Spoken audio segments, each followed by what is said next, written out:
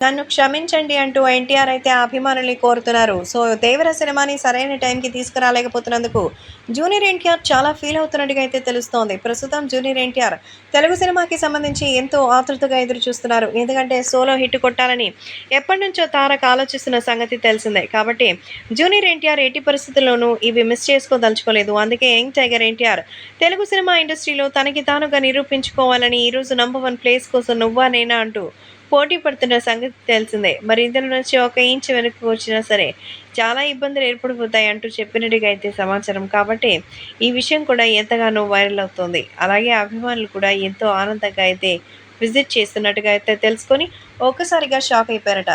కాబట్టి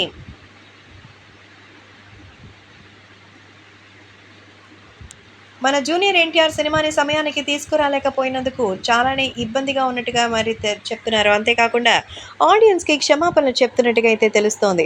so, junior NTR ఎలాగైనా సరే ఆన్ టైమ్‌లో అయితే మన 'దేవర' సినిమా తీసుకురావాలని కష్టపడుతున్నారు. జాన్వీ కపూర్ ఇప్పటికే తన షూటింగ్ పార్ట్ అంతా పూర్తయిపోయినట్టుగా తెలుస్తోంది. సెప్టెంబర్‌లో అయితే ఈ సినిమా వస్తుందని అంటూ ఉన్నారు. కానీ నిన్న జరిగినటువంటి ఇష్యూ వల్ల ఇప్పుడు ఏవైనా అయితే తనకి ఎవరు రెస్పాన్సిబిలిటీ అంటూ అందరూ కూడా చాలా షాక్‌లో ఉన్నట్టుగా తెలుస్తోంది. కాకపోతే జూనియర్ ఎన్టీఆర్ మాత్రం ఈ విషయంలో ఫుల్ క్లారిటీ ఉన్నారట. ఏదైనా సరే నేను ఫుల్‌గా డీటెయిల్‌గా చెప్తానని, తెలుగుదేశం పార్టీకి సంబంధించి ఈరోజు అధికారంలో రావడం మనకంతా అనుకూల పవనాలే అని, 'దేవర' సినిమా సెప్టెంబర్‌లోకి రావడం సంతోషకరమైన విషయం. ఎందుకంటే అక్టోబర్‌లో విడుదలవుతుందనుకున్నాం. కానీ ముందుగానే రావడం సంతోషమైందే కదా! కాబట్టి ఈ విషయం చూసి అంతగానో ఆనందంగా ఉన్నట్టుగా అయితే తెలుస్తోంది.